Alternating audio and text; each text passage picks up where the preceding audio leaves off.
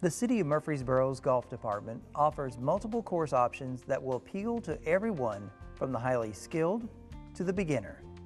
It is the desire of the staff for each person who visits a city-owned or operated course to have a memorable golf experience.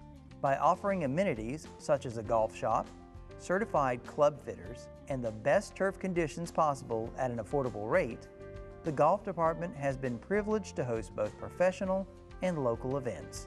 The director of the Golf Department is Tracy Wilkins. We oversee the golf, obviously, for the city. We have 18-hole championship course at Old Fort, and it's in Old Fort Park. Old Fort's kind of it's a championship course in the fact that we've had the state high school championship we had about a 17-year stretch in there that we hosted those. Back in the the 90s, we hosted the first stage of tour qualifying to get on the PGA Tour. And then we've had the USGA Junior National qualifier since '87. So we've had it every year. And so it has championship caliber qualities, to be able to play. But at the same time, we have 5 sets of tees that range anywhere from just under 5,000 yards to over 7,000 yards. So anybody can play it. We actually maintain it in a way knowing what our customer base is on a daily basis, but at the same time, we can kind of change the face of it a little bit and host some championships at the same time. Also have a 9-hole facility that the city leases from the Veterans Administration Hospital. We have, call it the VA golf course. It's a 9-hole walking course. It's kind of a golf as it used to be. It's kind of a neat place. It's not made over the last years. Everybody tries to make these big championship, huge, long golf courses, and the VA was built way back in the 40s or 50s, and push-up greens and Bermuda greens, and it's just kind of old school golf, but it's kind of a throwback, but it's kind of cool in the fact that there's not many like that anymore. So you kind of get that original, unique experience, and like I said, it is walking. It's a beautiful little piece of land, rolling hills, so you get a lot of different types of shots. With golf now and anything with the economy the way it is, everything's a little tougher. The golf course is I've been there almost 27 years, and I'm going to say this year it's probably as good as I've ever seen it. The rain is very helpful for growing grass and things like that. It makes it tough to mow, but it makes it tough for people to play sometimes. But the golf course is in great shape. Our turf care staff that's been there have been there for years. Joel Beckham is the one that runs our turf care division, and he's been there since the golf course opened. He worked part-time in college and moved on to assistant superintendent, and now he's the turf care manager of the facility and does a fantastic job. And he has a good staff, and they work hard at it. Customer service is always a big deal. Our staff inside and the guys that deal with the customers outside starting or while they're on the golf course do a great job. But customer service is a big piece, but the biggest piece is the golf course, how friendly it is, what the condition is. I mean, if the golf course is not in pretty good condition, people just aren't going to play it, no matter the pricing on it. So the golf course is in great shape. I put our staff up against anybody as far as customer service. We really stress that, and the fact that people, it's not like maybe, I don't want to pick on other departments in the city, but there's some things you're only going to get your water from one place or your electricity from one place, so they still exercise great customer service, but you're only getting it from there. In the golf, just like several others, they have a choice where they go play. So you have to offer a product that's of the quality of the price that you're going to charge for it. And the golf has been set up for years a little bit different from, it is recreation, but yet it's a little different in the fact that we try our best to try to make it sustain itself and be able to pay for what we put into it. And on an annual basis, it does that pretty well. We offer a lot. I mean, you never have as much as you would like as far as facilities to be able to host really large events inside or whatever. But we do have a pavilion out back that we are able to host some pretty big events, and concession area in the back that's day-to-day operations. It's very adequate, and we're able to cater through it also. So that works fine for when we have events. The golf shop we're really proud of. I mean, over the years, people have got it in their minds if they're buying something from a golf shop, they're paying more for it than if they went to a big box store. And in our case, for sure, that's not true.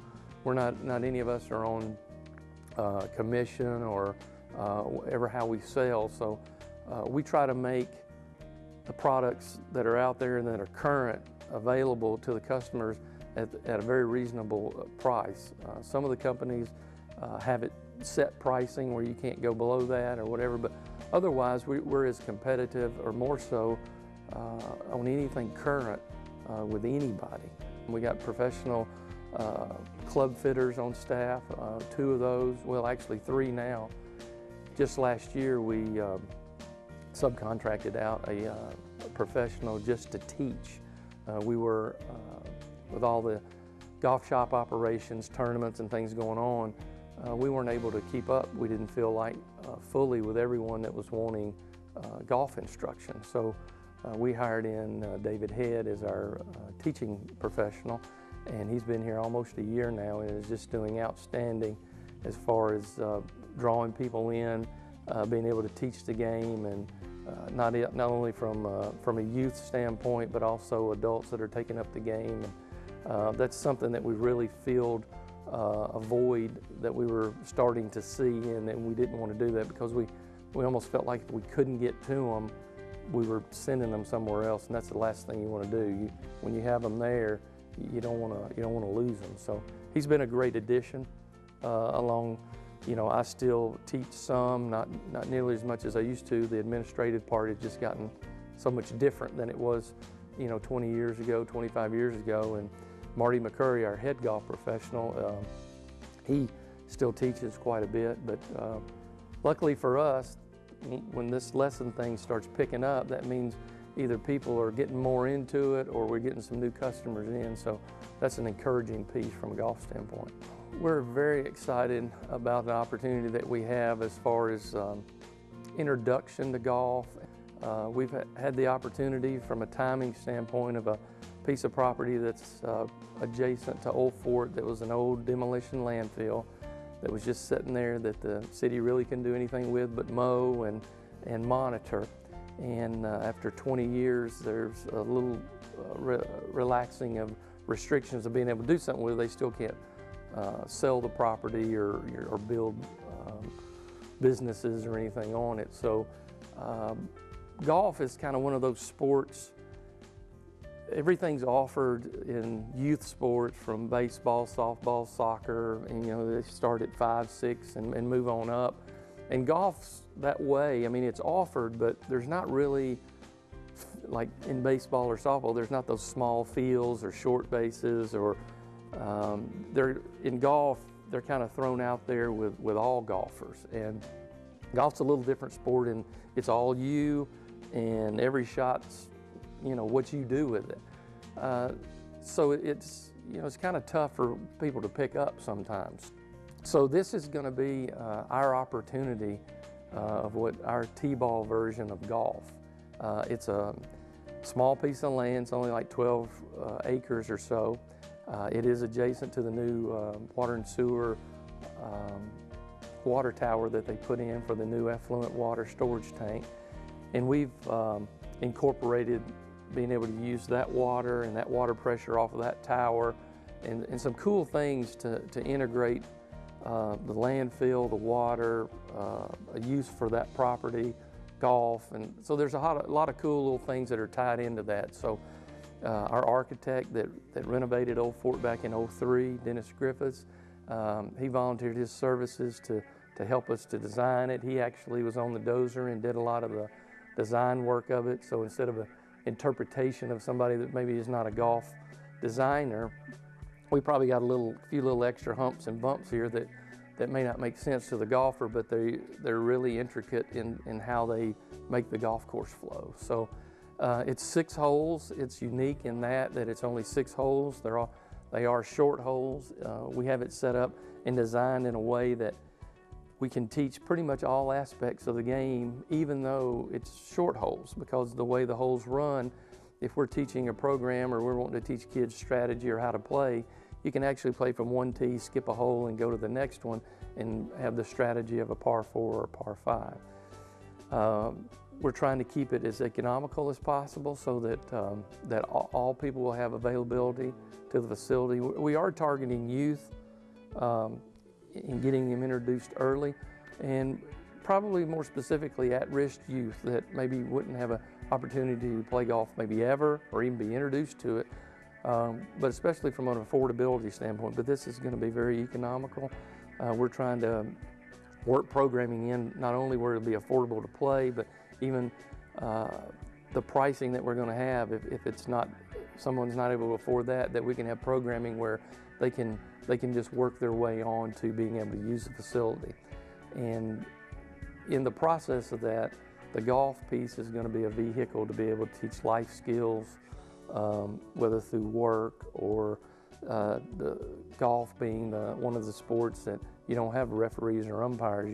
You monitor yourself. So honesty, integrity, sportsmanship, all those things are really geared in from the golf standpoint, because you actually call penalties on yourself.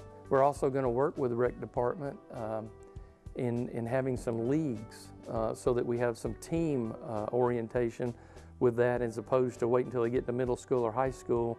And there's not a lot of team in golf a lot of times, so it's kind of unique, but we're wanting to start out even at the lowest level so that we have teams that are playing other teams. So we're going to have like a league, and even when they're just beginning, instead of every shot being, them and, live or die on that shot, that we may play a scramble format, 4-on-4. So if somebody doesn't do well on one hole, they might be the hero on the next hole. So, and it's kind of more of a building block, kind of like some of the other sports have been laid out. We're excited about the fact that both men and women's golf teams at MTSU kind of call Old Fort their home course. They play there a lot. They play at all the golf courses in town, but they play a lot at ours. The men had an event there several years ago, but the ladies have started up a new college event where this will be the 3rd year for that, and they bring in 15 to 18 teams probably from across the South and surrounding states that come in and stay for 3 or 4 days and host an event. And that's exciting to be able to host and to be able to keep up with those players and just to watch them come through. And you really get close to a lot of them that come through, as far as being able to either help them from a teaching standpoint or from a life standpoint, or just seeing them, grow up and come through there. They go through pretty fast, it seems like. But one of the things we're excited about too, not only with MTSU and some of their events, but some of the departments at MTSU that have events with us, big events that we are able to host. And so we work pretty closely with them. Even with this new small course, we've been able to work and feel like we will in the future with maybe their youth wellness and development, their ag department, some different things that we're looking into to try to partner with that. But the OVC, we just had some meetings with them. I know Lanny with Parks and Recs did also about they're looking at Murfreesboro to bring in OVC tennis and golf, and that'll probably be 4 or 5 days in town. So that, along with some of the other events that we host, some conferences. I know Tennessee National Guard comes to Murfreesboro every year. We're able to host their event at the facility, and a lot of different things that come in, some smaller, some larger, but events that come in and they look at the whole city and what do we have to offer, from restaurants and hotels and banquet facilities or conference facilities with the embassy and the new conference center. But a lot of times golf will be a part of that, so we get to be a piece of that. And even though the golf piece may be, what dollars run through the registers kind of all we see, we really know that we're part of a bigger economic impact.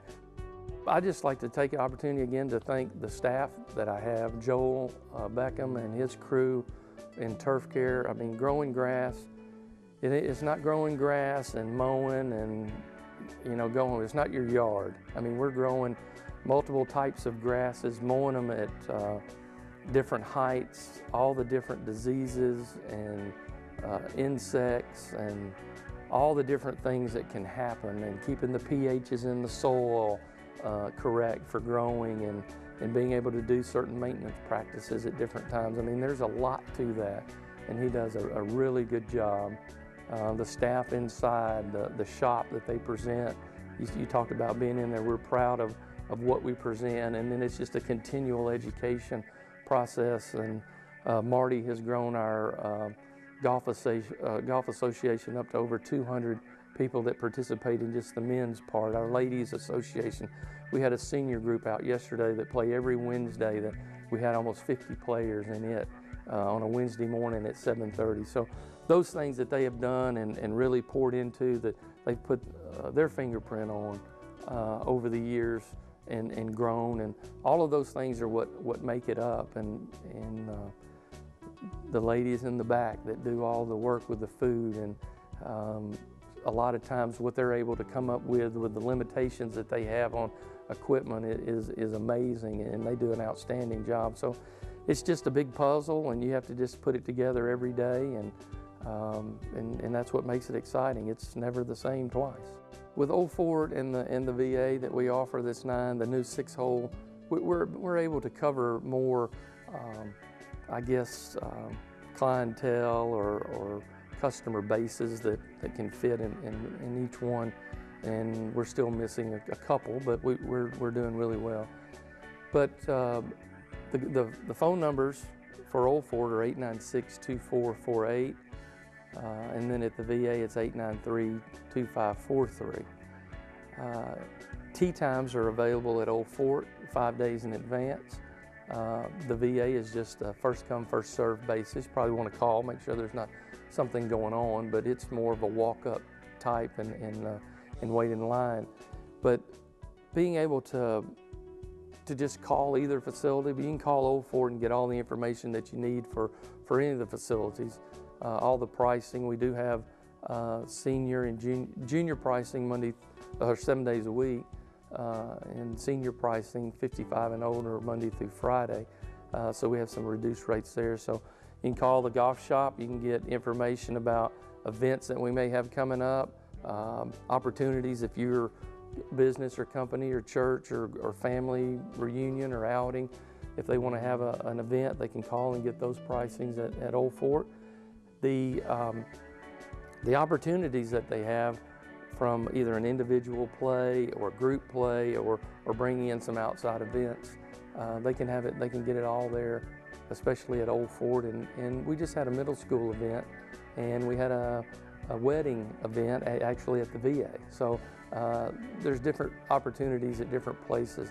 I think the new small course is going to have opportunities maybe for a couple of those things, but especially like young people, maybe they want to have a birthday party where they used to go skating or here or there.